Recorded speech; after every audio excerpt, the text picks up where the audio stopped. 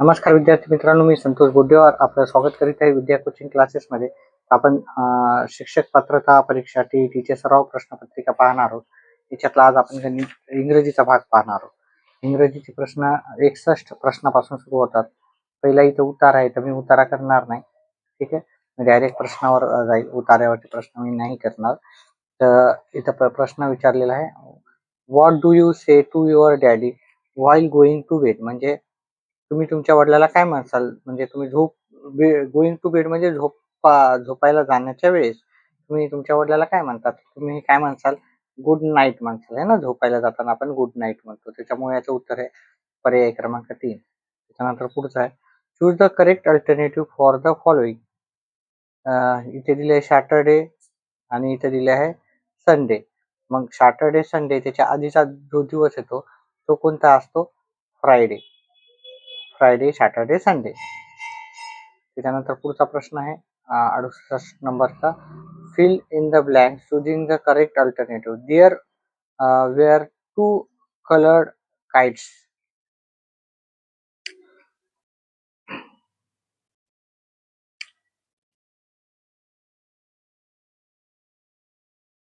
Kites, one was red, the other was. तर एक red आहे, तर अदर काय असणार? इथं कलर सांगितला म्हणजे दुसरा पण कलरच पाहिजे. तर बिगेस्ट, बिगर दॅन येणार नाही, कारण इथं पहिला कलर सांगितला तर दुसरा पण अदर पण कलरच येईल. त्याच्यामुळे इथं कलर ब्ल्यू आहे आपल्याला, तो आपल्याला ऑप्शन राहील. पुढचा प्रश्न आहे, use the proper adjective to the following noun. Proper adjective आपल्याला सांगायचं आहे. व्हेजिटेबल, व्हेजिटेबल इट म्हणत नाही, बाय म्हणत नाही, इन द मार्केट म्हणत नाही. Vegetables are in the market म्हणतो, पण सुरुवातीला आपल्याला काय पाहिजे? ॲडजेक्टिव्ह. तर आपण व्हेजिटेबल काय म्हणतो? फ्रेश व्हेजिटेबल आहे का, म्हणजे काय आहेत, एकदम ताजे आहेत का, की नाही, ताजे पालेभाज्या. त्यानंतर पुढचं, write the past tense form of the verb write. Past tense बघा, राईट, रोट आणि रिटन असं होतंय. तर पास्ट फॉर्म जे आहे तो आहे रोट आहे. ठीक आहे. त्याच्यानंतर पुढचा प्रश्न आहे आपल्याला, the best way to sensitize young learner to rhythm and intonation is. तर याचं उत्तर आहे विद्यार्थी मित्रांनो, मी डायरेक्टच उत्तर सांगतो याचं, by making the learner listen to nursery rhymes and recite them effectively. म्हणजे आपल्याला काय करायचं, एकदम लहान मुलं आहेत त्यांना आपल्याला रिदम मध्ये काय सांगायचं, शिकवायचं आहे. तर आपण त्यांना, लहान मुलं जसं नर्सरीमध्ये गाणं म्हणतात, आहे की नाही, आणि त्यांना पाठांतर होते. तर एकदम यंग आहे, लहान आहे, एकदम छोटं, तर आपण त्यांना एकदम तालबद्ध पद्धतीने कसं शिकवू शकतो, जसं आपण बालवाडीला शिकवतो, नर्सरीला, तसं. त्यानंतर पुढचा प्रश्न आहे आपल्याला, which of the following statement is true. म्हणजे खालीलपैकी आपल्याला जे सत्य विधान आहे तेच सांगायचं होतं.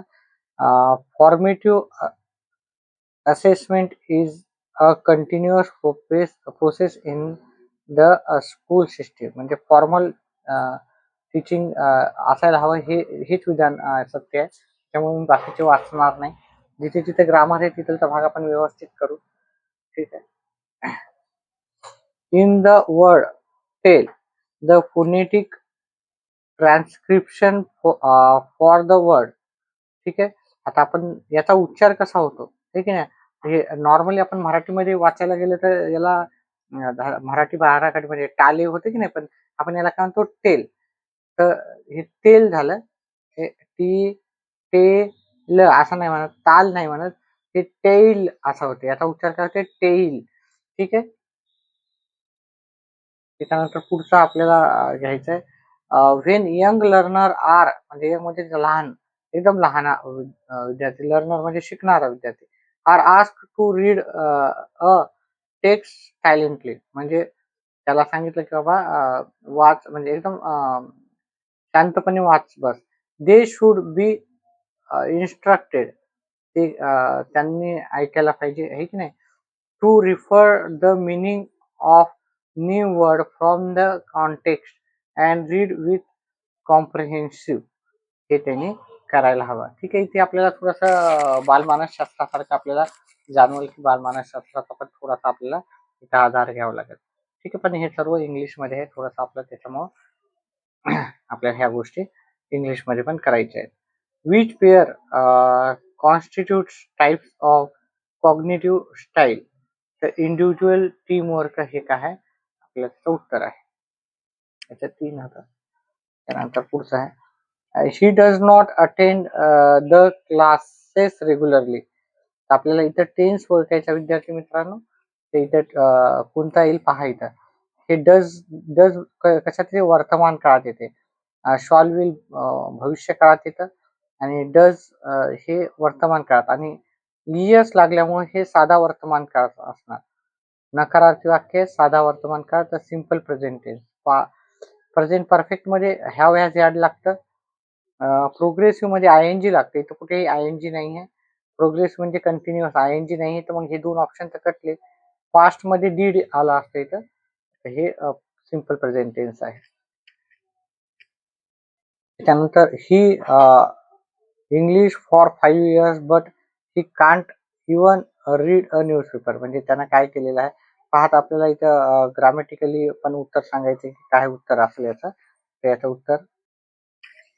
उत्तर हे हॅज बीन लर्निंग, म्हणजे तो शिकत आलेला आहे की नाही. हॅड लर्न नाही येणार. ओके, तो 5 वर्षापासून शिकत आला आहे परंतु त्याला अजूनही काय करता येत नाही, न्यूजपेपर वाचता येत नाही असा त्याचा अर्थ होतो. तर म्हणजे ह्या 5 वर्षापासून शिकत आलेला आहे. इज लर्निंग पण थोडंसं आपल्याला वाटते परंतु हो पास्ट पासून अजूनही क्रिया चालू आहे. तर हे प्रेझेंट परफेक्ट कंटिन्युअस टेन्सचं उदाहरण आहे. चला पुढचा प्रश्न घेऊत आपण. an able man molds the direction of his fortune. तर याचं उत्तर हे आपल्याला काय सांगायचं, चेंज द वाईज सांगायचं. तर चेंज द वाईज होईल याचं the direction of the Fortune, हे आपल्याला जसं तसं लिहावं लागेल शेवटचा भाग. आणि इथे आपल्याला वर्ब वर्तमान काळात आहे मग इथे इज लागेल. ठीक आहे, इज आणि याला मॉल्ड होईल मॉल्डेड बाय अन ओल्ड मॅन. असं जर पाहिलं आपण हे पर्याय क्रमांक 3 मध्ये भेटेल. The direction of his fortune is moulded. पहा हे वर्तमान काळात आहे का ते पाहायचं. ठीक आहे, वर्तमान काळात असलं तर आय जार लागतं. त्याच्यानंतर पुढचं पाहूत आपण. पहा काही गोष्टी सोप्या येतात त्याच्याकडे लक्ष द्या जेणेकरून इंग्रजीमध्ये तुम्हाला चांगले मार्क पडतील. He am the tiger and fire. He am I tell. Okay, he am आहेत म्हणजे त्यानं टायगरकडे आपल्या प्रिपोजिशन सांगितलं होतं तिथे ॲट टेल. त्यानंतर पुढचा प्रश्न आहे he saw star shooting down the earth. आता स्टार हे काय राहणार हे पहा, हे डेफिनेट आर्टिकल आहे त्याच्यामुळं इथे द लागेल आणि अर्थ पण हे डेफिनेट आर्टिकल आहे त्याच्यामुळं इथं पण द लागेल. ठीक आहे, जे एकच ठीक आहे, इथं द आणि इथं पण द दोन्हीकडे द द लागेल. त्याच्यामुळे याचं उत्तर आहे पर्याय क्रमांक 2.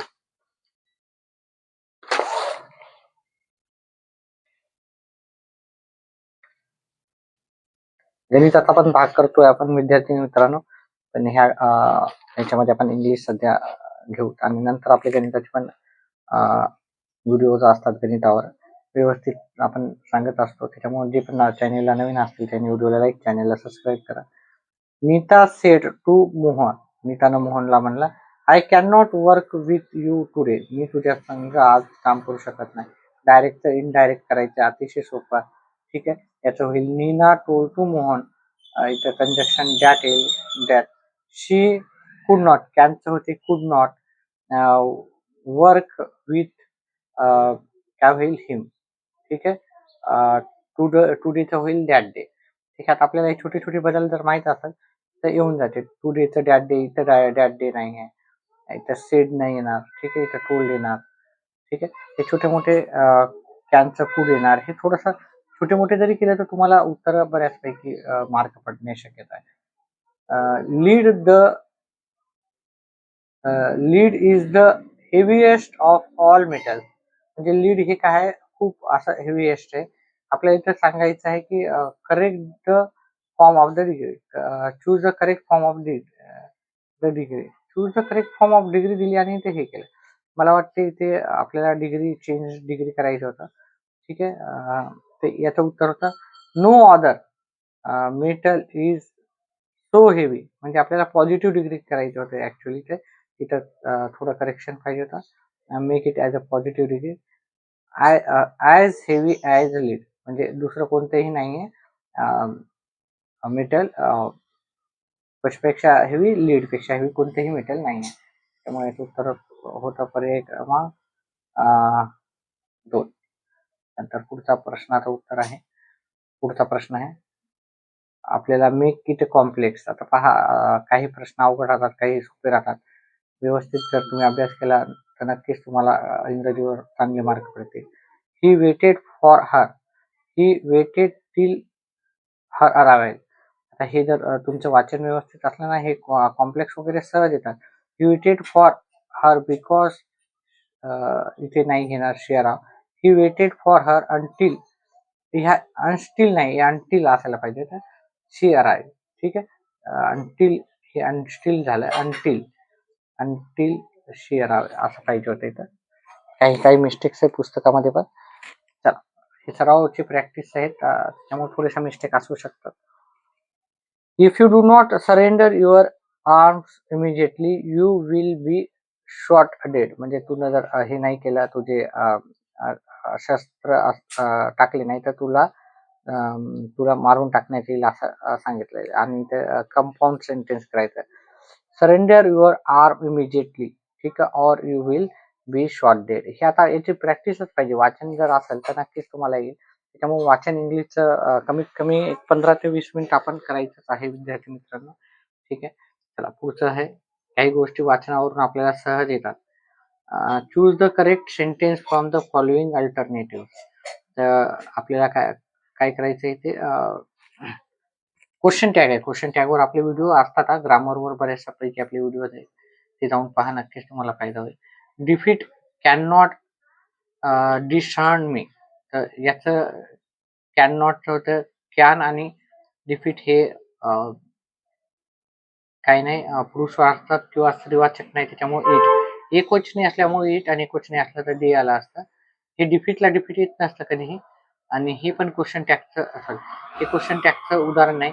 तिथं कॅन नॉट असलं तर कांट येत नसतं, एवढी गोष्ट लक्षात ठेवा. त्याच्यानंतर ही कशामुळे चुकीचं आहे, कॅन ही, हे पुरुष नाही आहे ना, त्याच्यामुळे ही येऊ शकत नाही. तर हे कांट येऊ शकत नाही कारण इथं कॅन नॉट पहिलंच आहे. नकारार्थीचं होकारार्थी होते question tag.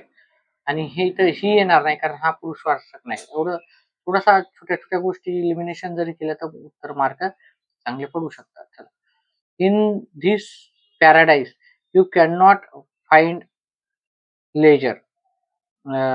Choose the correct alternative. Choose the correct alternative आपल्याला हे याचं करायचं आहे.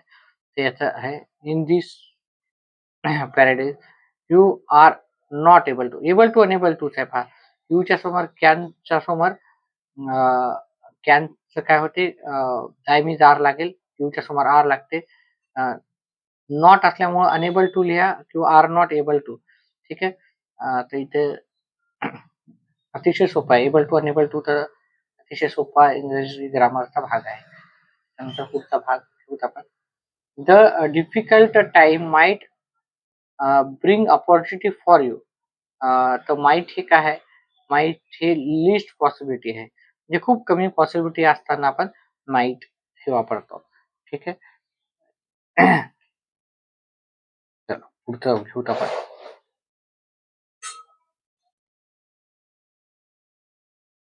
ॲक्रिमोनी याचा आपल्याला अर्थ होते hostility.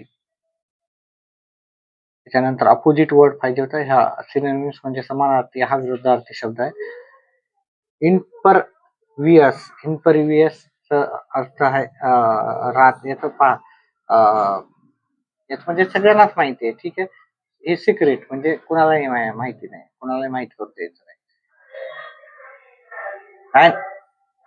Any code date is याचं उत्तर आहे short account of a particular incident or event. याचं आपल्याला मिनिंग सांगायचं होतं. ठीक आहे, तर त्याचं मिनिंग आपल्याला short account of a particular incident or event. ठीक आहे, अशा प्रकारे आपण हे इंग्लिशचे काही प्रश्न घेतले. इंग्लिश आणि गणित हा टीईटीचा आपण असं व्यवस्थित सांगत असतो, सर्वच विषयाचे सांगत असतो. तर टीईटीची प्रॅक्टिस करण्यासाठी आपल्या चॅनेलला व्हिडिओला लाईक करा, चॅनेलला सबस्क्राईब करा आणि आपले व्हिडिओ पाहत चला. व्हिडिओ पाहिल्याबद्दल धन्यवाद. आपला दिवस शुभ राहो.